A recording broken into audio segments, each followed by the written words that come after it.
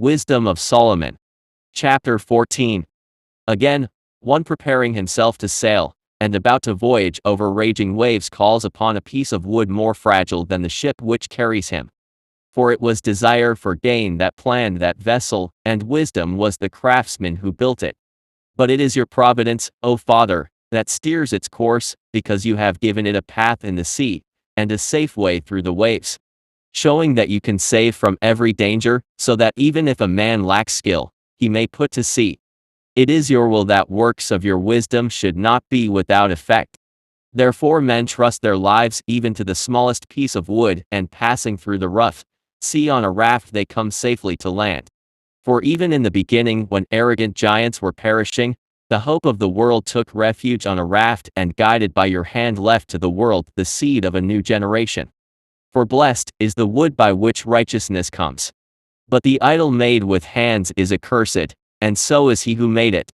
Because he did the work, and the perishable thing was named a mighty one. For equally hateful to Elohim are the unrighteous man and his unrighteousness. For what was done will be punished together with him who did it. Therefore there will be a visitation also upon the heathen idols, because though part of what Elohim created, they became an abomination, and became traps for the souls of men and a snare to the feet of the foolish. For the idea of making idols was the beginning of fornication, and the invention of them was the corruption of life. For neither have they existed from the beginning nor will they exist forever. For through the vanity of men they entered the world, and therefore their speedy end has been planned. For a father, consumed with grief at an untimely bereavement, made an image of his child, who had been suddenly taken from him. And he now honored as a mighty one what was once a dead human being, and delivered to those that were under him ceremonies and sacrifices. Then the unrighteous custom, grown strong with time, was kept as a law, and at the command of kings graven images were worshipped, when men could not honor kings in their presence, since they lived at a distance.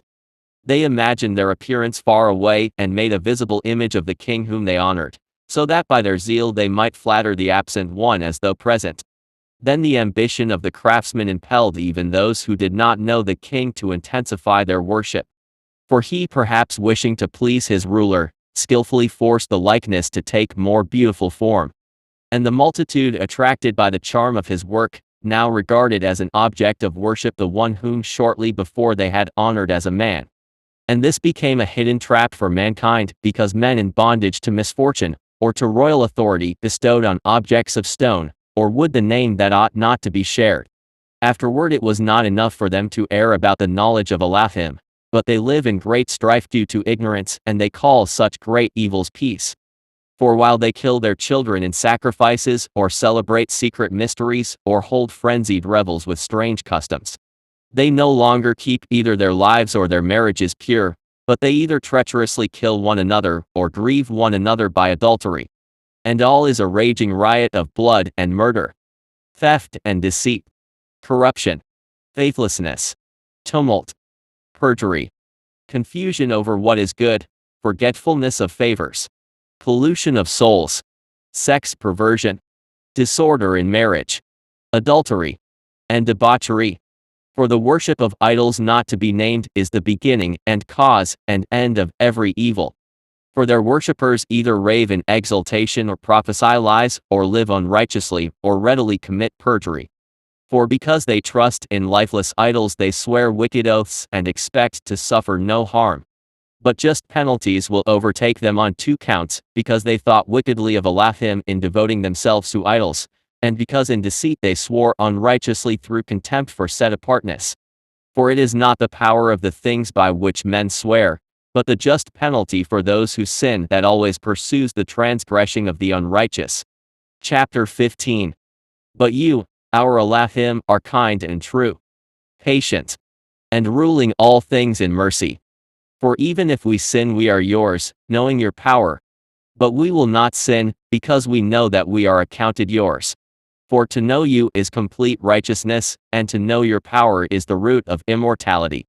For neither has the evil intent of human art misled us, nor the fruitless toil of painters, a figure stained with varied colors. whose appearance arouses yearning in fools, so that they desire the lifeless form of a dead image. Lovers of evil things and fit for such objects of hope are those who either make, or desire, or worship them. For when a potter kneads the soft earth and laboriously molds each vessel for our service, he fashions out of the same clay both the vessels that serve clean uses, and those for contrary uses, making all in like manner. But which shall be the use of each of these the worker in clay decides. With misspent toil, he forms a vain mighty one from the same clay. This man who was made of earth a short time before and after a little while goes to the earth from which he was taken when he is required to return the soul that was lent him. But he is not concerned that he is destined to die or that his life is brief, but he competes with workers in gold and silver, and imitates workers in copper. And he counts it his esteem that he molds counterfeit mighty ones. His heart is ashes, his hope is cheaper than dirt, and his life is of less worth than clay. Because he failed to know the one who formed him and inspired him with an active soul, and breathed into him a living spirit.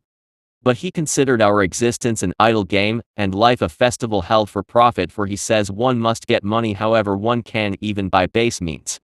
For this man, more than all others, knows that he sins when he makes from earthy matter fragile vessels and graven images. But most foolish, and more miserable than an infant, are all the enemies who oppressed your people. For they thought that all their heathen idols were mighty ones, though these have neither the use of their eyes to see with, nor nostrils with which to draw breath, nor ears with which to hear, nor fingers to feel with, and their feet are of no use for walking.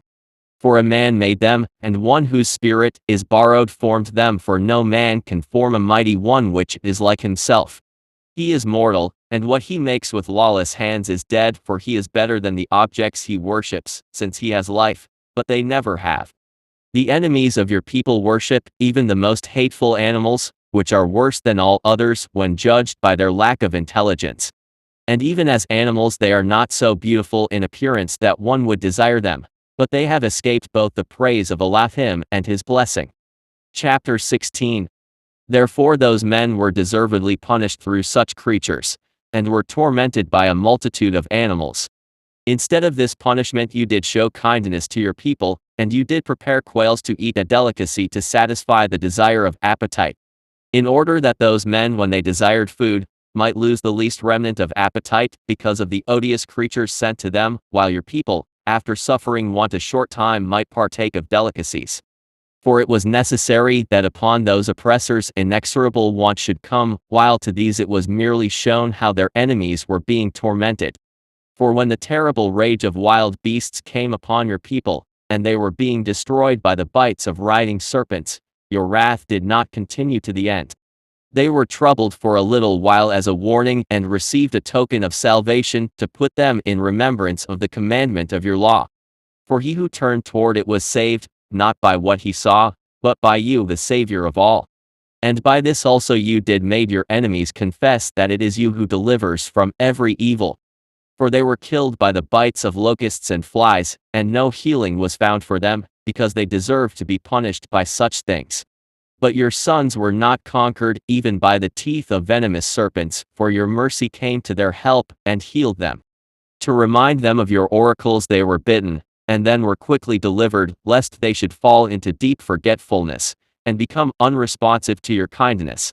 For neither herb nor poultice cured them, but it was your word, O Yahuwah, which heals all men. For you have power over life and death. You do lead men down to the gates of Sheol and back again. A man in his wickedness kills another, but he cannot bring back the departed spirit, nor set free the imprisoned soul. To escape from your hand is impossible. For the unrighteous, refusing to know you, were scourged by the strength of your arm, pursued by unusual rains and hail and relentless storms, and utterly consumed by fire. For most incredible of all in the water, which quenches all things, the fire had still greater effect, for the world defends the righteous. At one time the flame was restrained, so that it might not consume the creatures sent against the unrighteous, but that seeing this they might know that they were being pursued by the judgment of Elohim. And at another time even in the midst of water it burned more intensely than fire, to destroy the crops of the unrighteous land. Instead of these things you did give your people food of Malachim, and without their toil you did supply them from heaven with bread ready to eat, providing every pleasure and suited to every taste. For your sustenance manifested your sweetness toward your children. And the bread, ministering to the desire of the one who took it, was changed to suit every one's liking. Snow and ice withstood fire without melting, so that they might know that the crops of their enemies were being destroyed by the fire that blazed in the hail and flashed in the showers of rain. Whereas the fire, in order that the righteous might be fed, even forgot its native power. For creation serving you who have made it, exerts itself to punish the unrighteous, and in kindness relaxes on behalf of those who trust in you. Therefore at that time also, changed into all forms, it served your all-nourishing bounty, according to the desire of those who had need. So that your sons whom you did love, O Yahuwah, might learn that it is not the production of crops that feeds man, but that your word preserves those who trust in you. For what was not destroyed by fire was melted when simply warmed by a fleeting ray of the sun. To make it known that one must rise before the sun to give you thanks, and must pray to you at the dawning of the light. For the hope of an ungrateful man will melt like wintry frost, and flow away like waste water. Chapter 17. Great are your judgments and hard to describe. Therefore unnurtured souls have gone astray. For when lawless men supposed that they held the set-apart nation in their power, they themselves lay as captives of darkness and prisoners of long night, shut in under their roofs, exiles from eternal providence. For thinking that in their secret sins they were unobserved behind a dark curtain of forgetfulness, they were scattered, terribly alarmed, and appalled by specters. For not even the inner chamber that held them protected them from fear, but terrifying sounds rang out around them, and dismal phantoms with gloomy faces appeared. And no power of fire was able to give light, nor did the brilliant flames of the stars avail to illumine that hateful night. Nothing was shining through to them except a dreadful self-kindled fire, and in terror they deemed the things which they saw to be worse than that unseen appearance. The delusions of their magic art lay humbled, and their boasted wisdom was scornfully rebuked. For those who promised to drive off the fears and disorders of a sick soul were sick themselves with ridiculous fear. For even if nothing disturbing frightened them yet, scared by the passing of beasts and the hissing of serpents, they perished in trembling fear, refusing to look even at the air, though it nowhere could be avoided. For wickedness is a cowardly thing, condemned by its own testimony. Distressed by conscience, it has always exaggerated the difficulties. For fear is nothing but surrender of the helps that come from reason. And the inner expectation of help, being weak, prefers ignorance of what causes the torment. But throughout the night, which was really powerless, and which beset them from the recesses of powerless Sheol, they all slept the same sleep. And now were driven by monstrous specters, and now were paralyzed by their soul surrender, for sudden and unexpected fear overwhelmed them. And whoever was there fell down, and thus was kept shut up in a prison, not made of iron. For whether he was a farmer, or a shepherd, or a workman who toiled in the wilderness, he was seized, and endured the inescapable fate. For with one chain of darkness they all were bound. Whether there came a whistling wind, or a melodious sound of birds in wide-spreading branches, or the rhythm of violently rushing water, or the harsh crash of rocks hurled down, or the unseen running of leaping animals, or the sound of the most savage roaring beasts, or an echo thrown back from a hollow of the mountains, it paralyzed them with terror. For the whole world was illumined with brilliant light, and was engaged in unhindered work. While over those men alone heavy night was spread, an image of the darkness that was destined to receive them, but still heavier than darkness were they to themselves. Chapter 18. But for your set-apart ones there was very great light. Their enemies heard their voices, but did not see their forms, and counted them happy for not having suffered. And were thankful that your set-apart ones, though previously wronged, were doing them no injury. And they begged their pardon for having been at variance with them. Therefore you did provide a flaming pillar of fire as a guide for your people's unknown journey, and a harmless sun for their honorable wandering. For their enemies deserved to be deprived of light and imprisoned in darkness, those who had kept your sons imprisoned, through whom the imperishable light of the law was to be given to the world. When they had resolved to kill the babes of your set-apart ones, and one child had been exposed and rescued, you did in punishment take away a multitude of their children, and you did destroy them altogether by a mighty flood. That night was made known beforehand to our fathers, so that they might rejoice in sure knowledge of the oaths in which they trusted. The deliverance of the righteous and the destruction of their enemies were expected by your people. For by the same means by which you did punish our enemies you did call us to yourself and esteemed us. For in secret the set-apart children of good men offered sacrifices, and with one accord agreed to the divine law that the saints would share alike the same things, both blessings and dangers. And already they were singing the praises of the fathers. But the discordant cry of their enemies echoed back, and their piteous lament for their children was spread abroad. The slave was punished with the same penalty as the master, and the common man suffered the same loss as the king. And they all together, by the one form of death, had corpses too many to count. For the living were not sufficient even to bury them, since in one instant their most valued children had been destroyed. For though they had disbelieved everything because of their magic arts, yet when their firstborn were destroyed, they acknowledged your people to be the sons of Elohim. For while gentle silence enveloped all things, and night, in its swift course, was now half gone, your all-powerful word leapt from heaven from the royal throne, into the midst of the land that was doomed, a stern warrior, carrying the sharp sword of your authentic command, and stood and filled all things with death, and touched heaven while standing on the earth.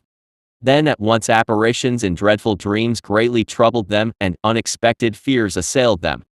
And one here and another there, hurled down half dead, made known why they were dying. For the dreams which disturbed them forewarned them of this, so that they might not perish without knowing why they suffered. The experience of death touched also the righteous, and a plague came upon the multitude in the desert, but the wrath did not long continue. For a blameless man was quick to act as their champion.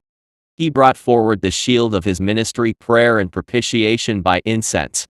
He withstood the anger and put an end to the disaster, showing that he was your servant. He conquered the wrath not by strength of body, and not by force of arms, but by his word he subdued the punisher, appealing to the oaths and covenants given to our fathers. For when the dead had already fallen on one another in heaps, he intervened and held back the wrath, and cut off its way to the living. For upon his long robe the whole world was depicted, and the esteem of the fathers were engraved on the 4 rows of stones, and your majesty on the diadem upon his head.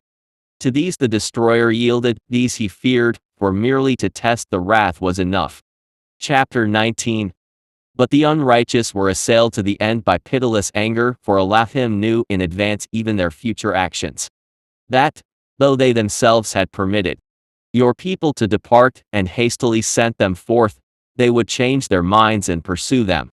For while they were still busy at mourning, and were lamenting at the graves of their dead, they reached another foolish decision, and pursued as fugitives those whom they had begged and compelled to depart.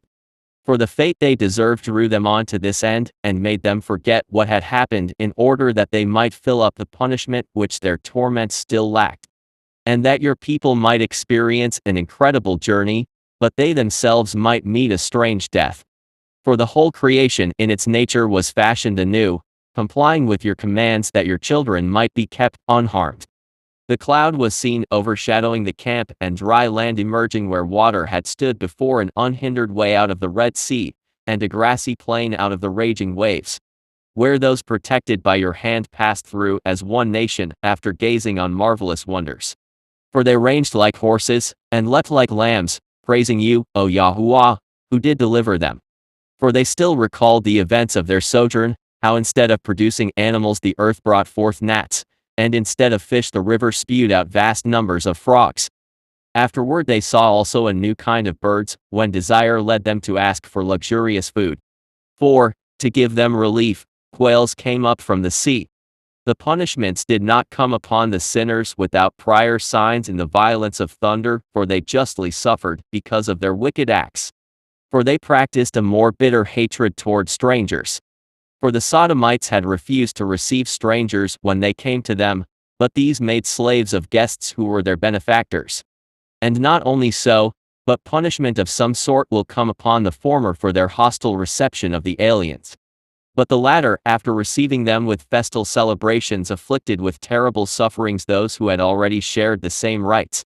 They were stricken also with loss of sight, just as were those at the door of the righteous man when surrounded by yawning darkness.